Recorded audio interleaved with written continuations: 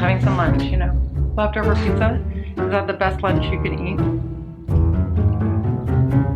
I don't know why I think classics are going to be boring. That is like one of the biggest myths that needs to be cracked wide open about classics, is that people think that classics are boring to read, and they are 100% not boring to read. They're fantastic.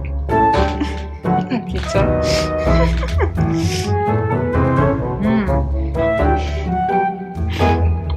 All right, let's get this party started.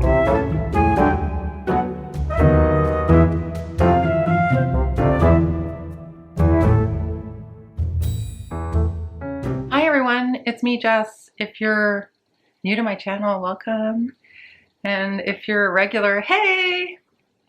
Well, I guess if you're new to my channel, you become a regular. So hey, either way. Thanks for being here. I'm going to talk about so in 2021, I read a lot of classics. I read quite a few classics. And I guess today I wanted to speak about some of my favorite classics that I read last year. Some of them were rereads for me, so I already knew that they were books that I really liked. But even the rereads were reads that I had, like, a substantial amount of time has passed since I read those books. So I wanted to revisit them, and I read some books that I've never read and read some books that I'd never heard of. So I made a lot of discoveries in 2021, and I just wanted to share those with you today. Classics that I read in 2021 that were my favorites. They were some of my favorite books for sure of the year. They might, you know, be favorite books for forever, but I hate that I really have a favorite. These books are all so different. And what I'm really proud of about my reading for 2021 with the classics is that thanks to some recommendations and some gifts, I really managed to read across 400 years or something of reading. So from 1790 something all the way up until 1980 something. 200 years. Okay, my 400 became 200. My 200 became 400 because I like to exaggerate. Well, welcome to YouTube, Exaggeration Central. So now I can't move because my dog is on me. I can't go anywhere because of the dog. You guys can't see this, but my dog is on me, look. Oh. See? How cute.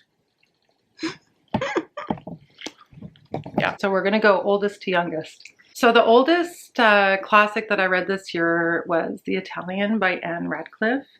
The Italian was a gift for me for my birthday in March of last year. Cool edition. I actually found another edition, Mysteries of Adolfo, in exactly the same edition. So I don't know. I wonder if I could collect them all. That would be a real challenge. And even the back, it's like how badly it's printed, like it's cut off on the back. I kind of got distracted. This edition is an Oxford paperback. It was £1. You can see the price on it. It was £1.50.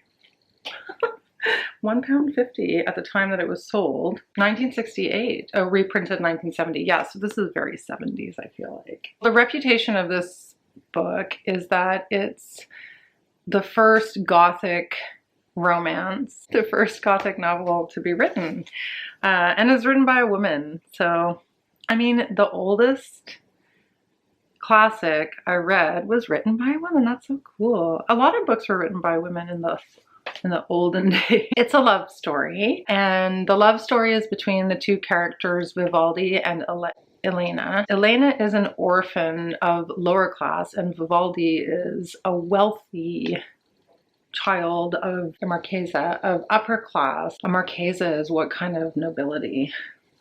I don't even know. So the Marchesa it does not approve of this union between Vivaldi and Elena, and ultimately she kidnaps Elena. She has Elena kidnapped and removed to a monastery or a nunnery. I guess she thinks that that will eliminate the feelings that Vivaldi has for Elena, and that he won't continue to pursue her. But actually what happens is that if anything, it kind of fuels his desire for Elena, and he decides that he wants to save her. So he figures out that she's at this nunnery and he goes to rescue her. And that is really the beginning of the action of this story. The thing about this story that is the commentary that I found so interesting of this story is that the Marchesa consults a member of the church, Father Schedoni. And Father Schedoni is the man who orchestrates Elena's kidnap, and ultimately later on in the book also plots with the Marchesa to actually kill Elena. And I thought that was just really interesting because the church is supposed to be, you know, pure and, you know, the moral center of society. And yet we have this very evil character in Father Schedoni. And it was just really well done, well crafted. The writing is a bit laborious because of the time when it was written. There's a lot of language that isn't natural to the ear for modern language. And so about halfway through, I did pick up the audiobook, and I would recommend, if you're interested in Ann Radcliffe, that you maybe listen to it on audiobook, because the plot of the story and some of the imagery and the prose is really beautiful, but it's also a little bit dense. So that would be my recommendation, but I certainly wouldn't not read it for that reason. It's just that you want to be prepared that it's a commitment, but it has, you know, all the rewards that that commitment would give you, or you would hope that a commitment like that would give you. So that's the first one that I would recommend. Father Schedoni is a very, very, very evil character. Very scary guy. And there's a lot of scenes that are written that are really suspenseful, like really get your heart thumping. So I definitely recommend this. And I'm going to read more Ann Radcliffe. I have 2 others of her, like I mentioned.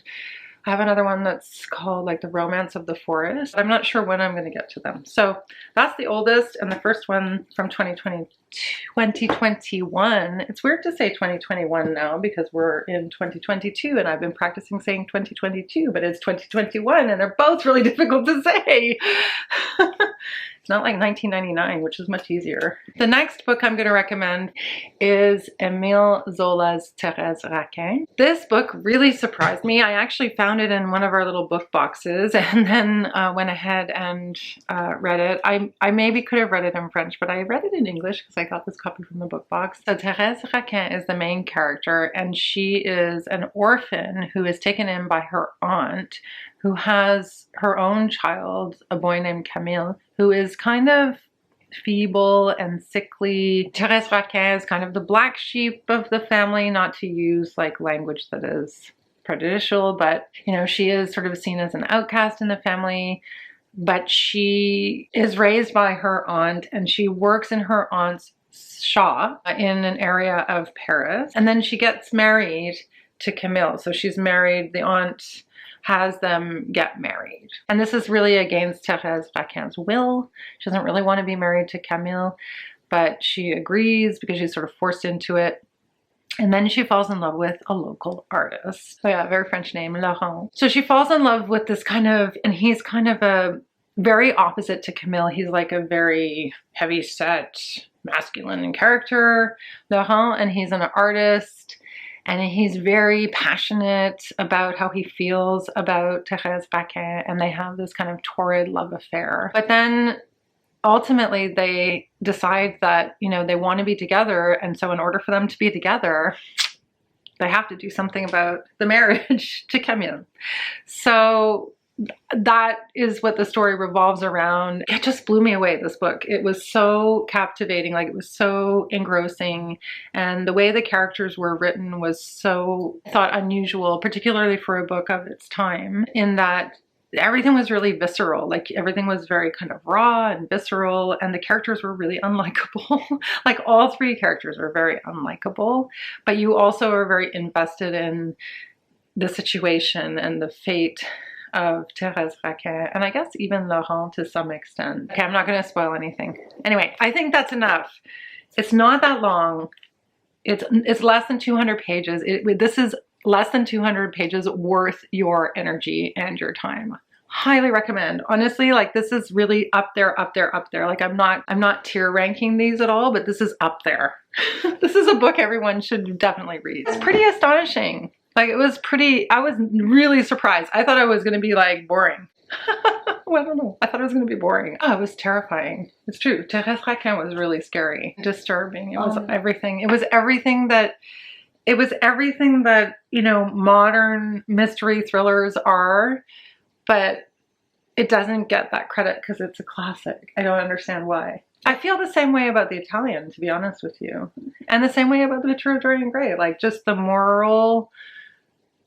lack of morality of these characters is pretty upsetting when you're reading it. You're just like, whoa, this is so upsetting.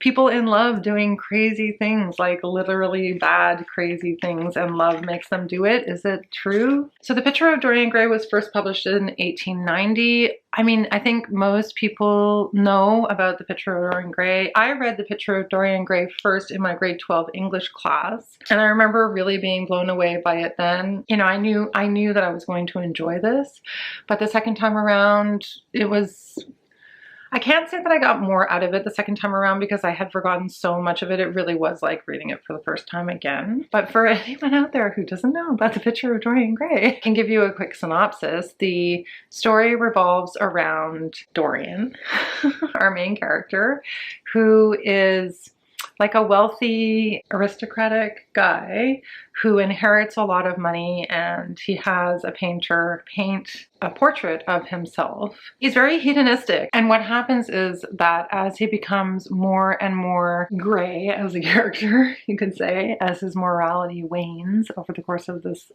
tale, the picture that he keeps up in his attic starts to become more and more aged, like it ages over time, and he is not aging over time. And as he does more and more questionable things and takes more and more questionable actions, so every sin that Dorian commits is reflected in the portrait. It's uglier and uglier over time. So the painting is a mirror for his character, but it doesn't show in his person when he's out and about in the world. And yeah, there's a very dramatic conclusion to the story. The writing is great. All you Wuthering Heights haters, listen now. We need to have a conversation, because Wuthering Heights is one of those novels that captures the intensity of being alive and the suffering of being alive in a way that I don't know any other novel that captures that in the same way. There's so much going on in this story. Just the idea that somebody can betray someone. I'm not even telling you guys the plot. She can start by talking about the plot. For anybody who hasn't read Wuthering Heights or doesn't know the story of Wuthering Heights, Wuthering Heights is one of the most experimental books I've ever read. There's so much to say about this story on so many different levels. Essentially, it's a story of two generations of Catherines. It's Catherine Earnshaw and Catherine Linton. No, same person. It's about 5,000 different ways of explaining the story. Three narrators. There's Nellie, who's telling the story to the renter, and then there's Nellie's a very unreliable narrator. But it's the story of Heathcliff and Catherine, who have this very mad love for each other that is forbidden. And Catherine ends up marrying Linton. Mr. Earnshaw basically adopted Heathcliff. Like, he came to the house at one point and he was like really disheveled, and he was adopted by Mr. Earnshaw. And that's when he and Kathy like became kind of like bosom buddies, and they had a kind of love that was like a brother-sister love, but they weren't blood relations, so they kind of fell in love. Basically, they grew up together. She betrays Heathcliff and marries a wealthy neighbor, but he's also sickly. He's also really sickly, huh? It's a recurring theme. When was Wuthering Heights written? Well, it's set in 1801, written in 1847. So it's also a historical novel. Yeah, it's a historical novel too, which is also interesting because I think it is also making some kind of commentary on that period of time. So I think I'm going to stop here because otherwise this video is going to be so long, and I really had a New Year's resolution to make my videos shorter. So basically I would have to do a deep dive video video on Wuthering Heights, it's clear. Cannot articulate everything there is to say about Wuthering Heights. It would require a deep dive. Let me know in the comments below if you want me to do deep dives on books, because I know that I often have a lot of things to say about these books, and maybe it would be a good idea to do a deep dive on some of these novels. Anyhow, Wuthering Heights, probably my favorite book of all time. At least my favorite classic. I think it's definitely my favorite classic, for sure. Yeah, I didn't even talk about the supernatural aspects. I didn't talk about the abuse. There's so many things that could be talked about with Wuthering Heights that I didn't talk about. I'm so sorry. Like, it's one of those books where you just get really caught up. Like, you could feel angry at Catherine, and you feel angry at, because they're all so abusive to one another. So you kind of feel sorry for them, and you also feel upset with them. Stirs up a lot of emotions. I feel like it's the kind of thing that you should reread every once in a while, for sure. All the characters have so much depth. It's crazy how in-depth the characters are. So now we move into the 1900s, and things take a decidedly different turn. Like, it's really interesting to me, the older books, so Wuthering Heights, Picture of Dorian Gray, Thérèse, Raquin, and The Italian, these four, the oldest books, are like the kind of the most impassioned, the least reserved, like the most dark. Like, I think one of the reasons I love Wuthering Heights so much is because it's so dark. You know, but it's also why I like The Italian, and also why I love Thérèse Raquin. Like, they're all really dark and raw and deep in a certain way. And then we move on to the 1900s, and things get decidedly much more conservative, I will say, because the next two books that I'm going to talk about, written around the 1920s, are much more light. And I don't know if it's just because of the time or if it's just the books that I chose. So wait, I think this was written in 1908. So E.M. Forster was the next one in terms of timeline. This was written in 1908. It's the first E.M. Forster that I've read. I read it in the summer, A Room with a View, and it was a really good time of year to read A Room with a View, because it's the story of Lucy Honeychurch, our protagonist, who goes abroad to Italy with her cousin and her guardian Charlotte, and they're staying in like a pension in Italy. It's just about like the English abroad in some ways, and it's very tongue-in-cheek. It's very funny. It's very, I mean, it's a love story. It's like basically it's a love triangle, which I'll get to in a moment, but it's also a fun read because you're reading about Italy, and you're reading about, yeah, the English abroad, and the comedy of that is very good in this story. He does capture the themes of the time really well. I think that's true. And also, emotions were very repressed. Like, people were very repressed. I said when I first originally did the review of A Room with a View that if the lover abroad had been Italian, I think I might have liked it better, even, because it is really like reserved and tamped down, and Lucy's feelings are all tamped down. She meets another British family that are staying in the pension who actually give up their room for her so that she could have a room with a view. And his name is George, and they have like a flirtation. I think they kiss, and then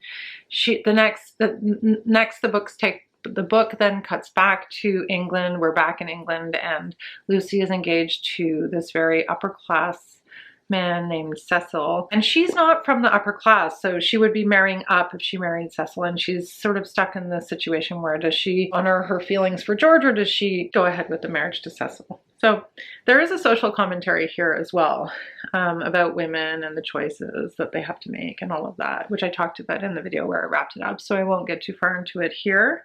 But it was really funny. I laughed a lot. I found this book was quite light and really enjoyable. I really loved it. I really think it's great. And his writing is pretty wonderful. The only thing is that he had difficulty writing the love stuff. It's very English. Okay, so then in 1920, we have Edith Wharton with The Age of Innocence. This is also like a story of like a love triangle, but this is set in New York, and again really captures the time and captures what society was like at the time. And the interesting thing about The Age of Innocence is that the main character is Countess Olenska, and she's just such a great character. She's a female character who has drawn outside the lines of what society has dictated for her.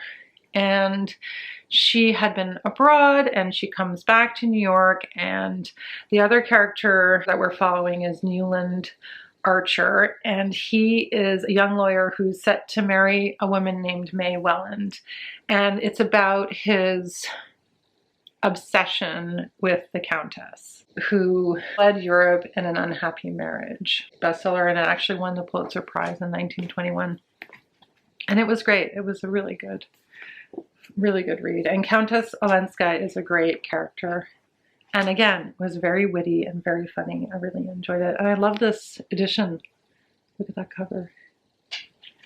Beautiful. So I read The Trial in 2021, in the early part of 2021, and this story also just, I couldn't stop thinking about it. The story of a man, Joseph K., who is, it's almost like he's in like a weird, it's like almost like he's in one of those games where you have to find the key to the door, and then once you find the key to the door and you unlock the door, you're in another room that has another door with another door. Like you're just it's constantly like trying to get yourself out of a maze. It's like he's in a maze and he can't find his way out. He's a man who is accused of a crime and put on trial for the crime, but he never finds out what the crime was that he supposedly committed. I don't know. Like, this book was so, it was just so interesting to be in the head of this person, Kay, our main character, who was just so completely baffled and disturbed by the situation that he found himself in, and how much he struggled with himself. Like, at one point he assumes he's guilty, he assumes he did something horrible, he doesn't really know what it is, but he decides that he must have, you know, he must be guilty, and it's just so interesting to be inside the mind of the main character and all of the questions that it brings up. I mean, obviously it's a commentary on society, but it's also really interesting to follow Kay through the madness that he experiences, and to watch him. I mean, it was hard to read too, because there's a lot of suffering as he struggles to try to get himself out of the situation. Like, he hires the lawyer, and the lawyer dicks him around, and it's just quite it's almost suffocating to talk about it. And that's how it made you feel when you were reading it. So, I mean, he's not a particularly likable character, Kay, but it almost is written as if like this could happen to anyone. So you have that feeling of vulnerability. And then the ending is really dramatic, but I'm not going to say what happens at the end. Because someone must have been telling lies about Joseph K., for without having done anything wrong, he was arrested one fine morning. His landlady's cook, who always brought him his breakfast at 8, failed. You know what's really nice about this edition is that it actually has drawings by Kafka inside it. There's even a point in the story where he goes to a cathedral. I mean, their church plays a role as well as a lot of bureaucrats. It's all just written as if everything. There's so much ambiguity to his situation, and yet his situation is so dangerous and so precarious, and there's no real rhyme or reason. Chilling. I think that everybody should read some Kafka, and I think The Trial is a great place to start. Because it's really accessible. It had this kind of dreamlike quality in the way that it was written. Like, you almost felt like you were in some kind of a nightmare or a bad dream. And that I kept thinking that Kay would wake up or be saved, or, you know, somehow he would find a way out that wasn't a bad consequence. So I had hope. I mean, he wrote it in a way where I had hope the whole time, but because he ends the story, it's very dark. I mean, the ending of the story is very dark, and Kay finds himself in just consistently in very, like, there's a very dark undertone to this, that he's helpless. There's nothing he can do against the system. And the system, there's this notion of surveillance, like this idea that he's being watched all the time. The system is too oppressive. Like, there's no way for him to get out from under these charges, no matter what he does. And that theme is really consistent. You keep wanting him to find a way out. You know, there's still hope that he'll find a way out, or that he'll be able to prove his innocence. But in the end, the irony of the whole thing, and the reason why I think it's important to read, the irony of it, is that he doesn't get put in in jail or anything, but he still has to do his job. He works at the bank and he still has to do his job, even to the extent of like there's a client who comes to the bank and he's told that he has to show this client around the city while he's trying to figure out how to get out from under these charges that are weighing over him. So living in a time, when was it written? 1920, right before the war. More and more government, more and more bureaucracy, more and more institutions having more and more power. So you're living under the weight of those institutions, and those institutions don't care for people. They don't care for the truth. They don't care for any of that stuff. They just go by the roles and the jobs that people are given and the tasks that they're set to accomplish within the bureaucracy. So it doesn't really have anything to do with his innocence or his guilt. It just has to do with being kept in your place, your life being controlled. And I think Kafka is saying, like, we don't have any free will, we don't have any freedom, we don't have any say in our lives. It's worth reading because it gives a voice for a feeling that I think probably lots of people feel, like we're trapped in our society. I'm sorry, the sun is changing and the sun is like giving me weird shadow. So I'm sure I said enough about the trial. I hope I've convinced you. And then Passing by Nella Larsen. This is such an amazing book. It's been talked about a lot this year. A film was made about it and it's on Netflix. I don't know that I need to say too much about it. It's a little short. I guess it's not a novella because it's over 100 pages, but it's pretty short. It's pretty quick to digest and quick to read, and it packs a punch. Such a great story about friends Irene and Claire. Claire, who has gone ahead and is passing, as in she is living out her life in high society in New York as a white woman. Irene, who is living in Harlem as a black woman. They knew each other when they were children, and it's about their relationship when they meet up later on in life. Really interesting story because it has so much to say about identity, what it was like to live at that time, and what the differences were between whites and blacks in terms of, you know, what they were able to do, how they were able to live. And then also it's an intimate exploration of the friendship between Claire and Irene. That's also really good. You could do a deep dive, and I would love to do a deep dive on all of these books, but I think I'm gonna leave it at that. So this is the last on my list, but not by far not the least. This is The Handmaid's Tale by Margaret Atwood. Again, like a lot has been said about The Handmaid's Tale, so don't need to say too much about it here. When was it written? 1985. That was a good year. The sun is starting to bother me. So I think most people know the story of The Handmaid's Tale because of the movie and because of it having been around on almost all the book. It's the most popular book on Goodreads that I read this year. More than over 3 million other people read this book. I don't think I need to do a synopsis, but I am going to read you a quote. This is a quote about Luke, who is, the main character doesn't have a name, but her husband Luke, when they were alive, not alive, when they were together before the revolution and for the change in society to the one in which we have this dystopian society of the handmaids and the eye of God and all of that. Luke is, they're getting ready to, they're trying to escape, and they're getting ready to leave their house. And Luke, well, they find their cat. So he says, "I'll take care of it," Luke said. And because he said it instead of her, I knew he meant kill. That is what you have to do before you kill, I thought. You have to create an it where none was before. You do that first in your head, and then you make it real. So that's how they do it, I thought. I seemed never to have known that before. So I picked that quote because I feel like that is a good example of what Margaret Atwood was trying to look at when she wrote The Handmaid's Tale, this idea of dehumanization. I had to move over because the sun was in my eyes. So I had just read that quote from Luke, and I think it's important because I think in order for you to treat people really badly, you have to somehow objectify them. Like, you have to take their humanity away from them. And that is what happens to the handmaids in this story. They become things rather than human. Like, they're not individuals, they're not people, they don't have their own thoughts, emotions, they don't have human qualities. And so dressing everyone the same and making people wear uniforms and having this very regimented society takes all of the humanity out of the society. So yeah, that's my big commentary on The Handmaid's Tale for today, but there's obviously lots of things to say about The Handmaid's Tale.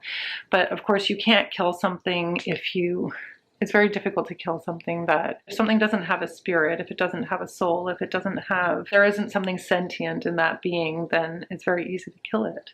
You know, it's like it's easy to kill a plant. Well, maybe not easy to kill a plant.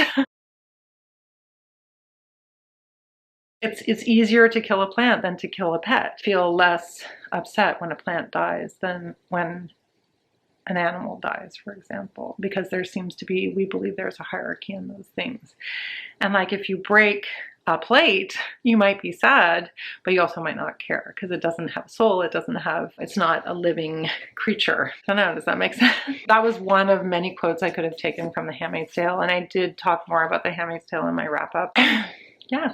So that's classics that I read in 2021 that I loved.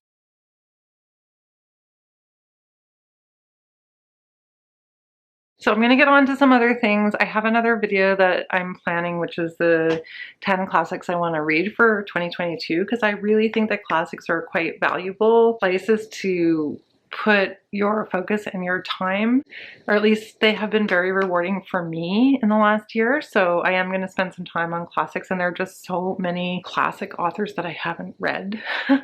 It's a bit like I feel like I really want to make sure that I read Toni Morrison, James Baldwin. I want to read some Russians, like I said in my goals video. So I'll be coming back with my TBR for the classics for 2022, and if anybody wants to join along with any of the books that I'm reading, I would welcome that. And if you've read any of the books that I talked about today and you had any additional points you wanted to make that I didn't make, or if you would like to see a more in-depth, like deep dive into something like Wuthering Heights or The Handmaid's Tale, or passing some of the books I didn't spend as much time on as others, then yeah, just let me know if you're interested in my thoughts.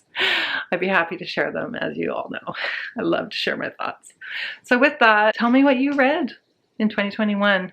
Classics. Which classics did you read that you loved in 2021? Which classics do you think I should read if I love those classics? Are there other classics that I haven't heard of that I would love? Let me know. And I'll see you in the next one. Bye!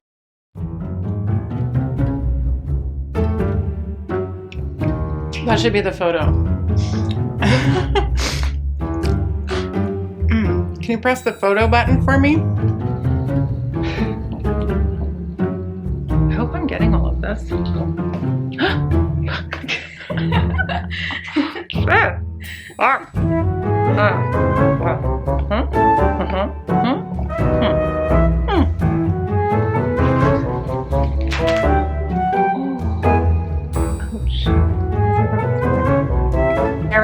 Inside a narrator inside a narrator. I mean, come on. You can't say that's not experimental.